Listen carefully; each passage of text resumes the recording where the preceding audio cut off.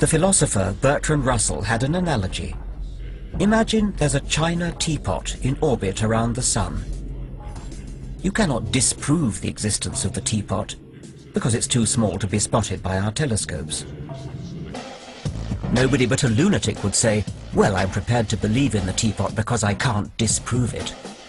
Maybe we have to be technically and strictly agnostic, but in practice we are all teapot atheists. Say I say to you, and I think it's partly in Richard Dawkins' book, I believe there's a teapot going around the earth very fast.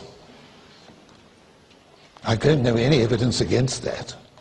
So do you think the teapot is really going around the earth? So there's the absence of evidence that the teapot is going around the world, not going around the earth. So therefore the teapot is going around the earth. I think one's in a bit of a fix here. If you want to say that the teapot is going around the earth, you really require some evidence that there really is a teapot there. I mean, if I say that I think that you're a kangaroo because I dreamt you were a kangaroo last night, that is not evidence of the slightest importance. I think you really, if you want to go, you look for evidence, you've got to find evidence. What about this claim that in the absence of evidence for God, you're justified in thinking there is no God? And he gives the example of the kangaroo and the teapot. You see, the failure of those illustrations is that the reason we don't believe that I'm a kangaroo is not because of the absence of evidence that I am a kangaroo. Rather, it is the presence of evidence that I am not a kangaroo. Like, we have good evidence that I'm Homo sapiens. Similarly, the teapot example also fails, because the reason we don't think there's a teapot in orbit around the Earth is not because of the absence of evidence for such a teapot.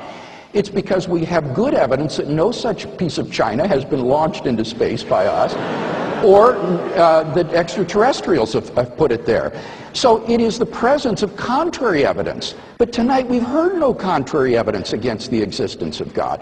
And so this is just an elementary logical point. A proposition is not shown to be false by the absence of evidence for it. The proposition could still be true in the absence of evidence for it. We just wouldn't know if it's true.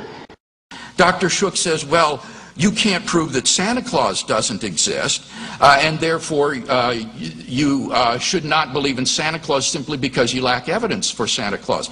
This is an analogy, I think, that supports my point of view. As Scott Shalkowski points out in his book, Atheological Apologetics, the reason adults disbelieve in Santa Claus is not simply that there is no good reason to think that he exists, but because we have good reasons to think that he does not exist.